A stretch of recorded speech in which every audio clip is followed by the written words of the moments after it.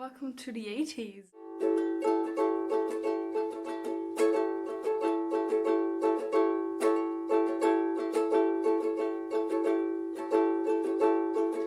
The show must begin.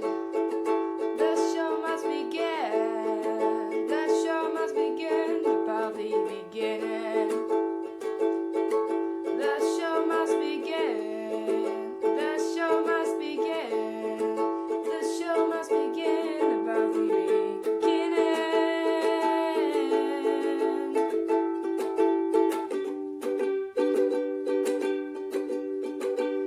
The beginning. I look 80s. I am in the 80s apparently. No, we're going back to the year 1985, which you might think is a very random number, a very random year, I suppose, but it's not, because I'm going to tell you about the beginning of emo, which is great, right? We all love emo.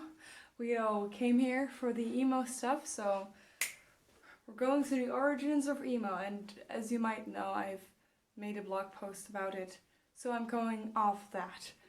So if anything in that blog post was something you disagreed with, I'm sorry. It's all Wikipedia, which is a terrible, terrible source. I am aware. But yeah, this is the origins of emo, and everything is in the style of the 80s, with 80s colored lights. I don't know if there's a specific color that's reminiscent of the 80s. I know that they had something that's pastel at some point, so I tried to kind of give a pastel vibe. Don't know if that's the case. The thing is that with these lights you cannot see my makeup, so I did all this for nothing.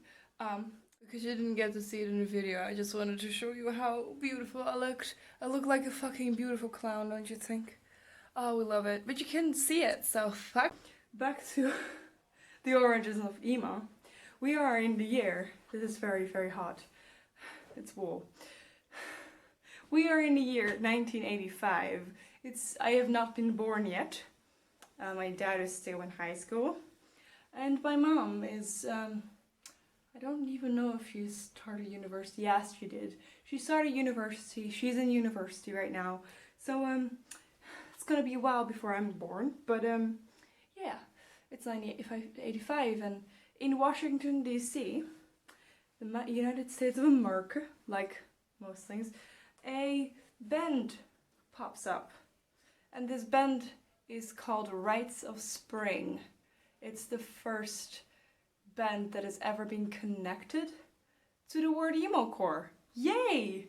And why is this band called emo-core? Their lyrics are a lot more emotional than other post-hardcore bands at the time, because it's the post-hardcore scene in DC, which there is actually this band called Minor Threat, which is just a post-hardcore band, and Rites of Spring is very influenced by them, and then Minor Threat breaks up, and one of the guys called Ian MacKaye begins a new band called Embrace.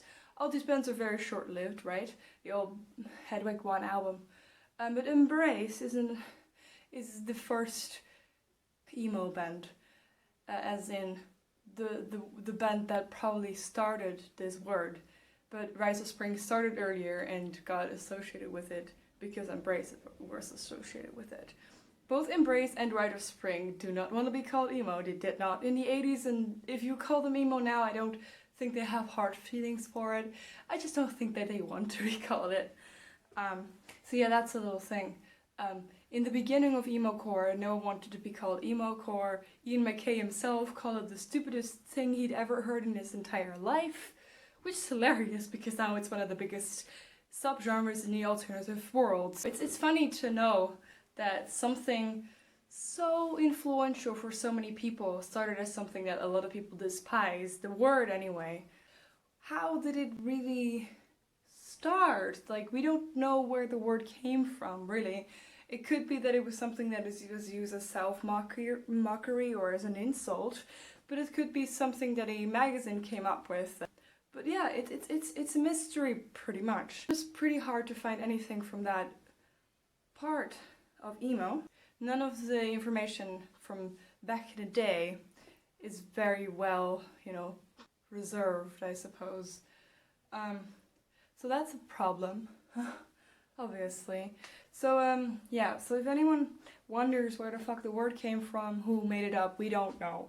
What we do know is no one liked it back in the day, within the DC world, it kind of stopped existing after 1987, because after that, it just kind of stopped existing.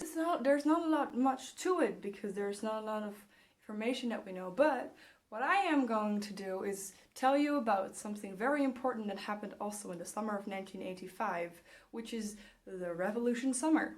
And why was it important that it happened? It's because it's the birthplace of straight edge punk, which is, funnily enough, one of the pillars of emo. Well, it should be, of course. Later, people kind of stopped caring about it, and you have bands like Hollywood Undead, and like people like Ronnie Radke, which they don't really got it, I feel like. But of course, we also have the greatest band of all time, and you cannot argue with me, My Chemical Romance.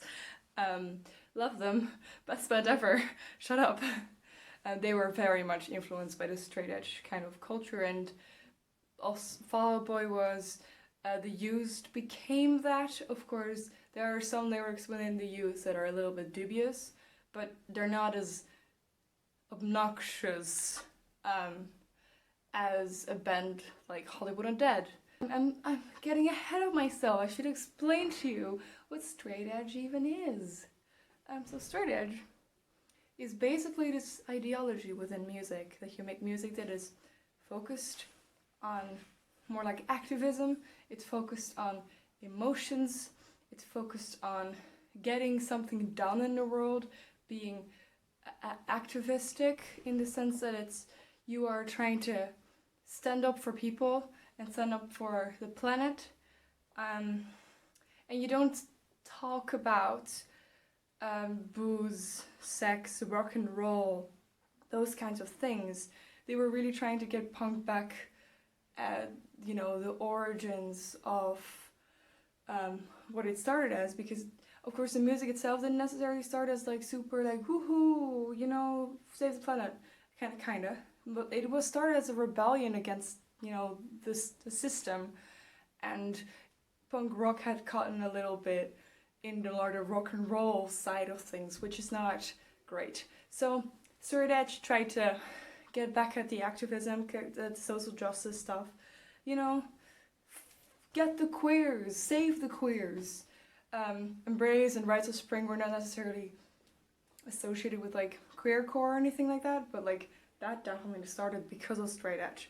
So, which is so interesting that emo was born out of something so beautiful that happened within the punk rock scene. I'm so proud of emo, like my little baby. I just learned so much by just going into like the music and stuff, because I've listened to a lot of lyrics from like Embrace, from that album that they produced, and I've listened to some Rites of Spring, although it's not as up my alley, because I don't know, Rites of Spring is a lot more post-hardcore in my ears than Embrace is. Well, Embrace is more digestible for me. Maybe it's because of the voice, I don't know. I like both of them. It's just that I like Embrace a little bit more. There's this one song about money, and it's almost like anti-capitalistic. Like, money doesn't mean anything, and it's a really strong thing, because especially in these times, a lot of people are considering, how about we don't go the route of capitalism. I just think it's a very good song. It's basically about this, like, you call me up and you're talking about money. You're talking about money, people want to, like, buy things and try to get happy with them, but getting more money, and it doesn't work. You can't just buy everything. I mean, that's why capitalism doesn't work. You can't buy everything. Buying things doesn't make you happy, even if society convinces you that you need more stuff. You don't need more stuff. And that song is so interesting to me, to hear that start of the Revolution Summer in that song. It just makes me so happy. Yeah. And there's also some other songs that are a lot more emotional, which makes me realize it's actually the beginning of emo. It's not just like, well, we call this emo core, but like, you know, we're not sure. Like, bitch, this is the beginning of emo. Like, you can hear it. So, yeah.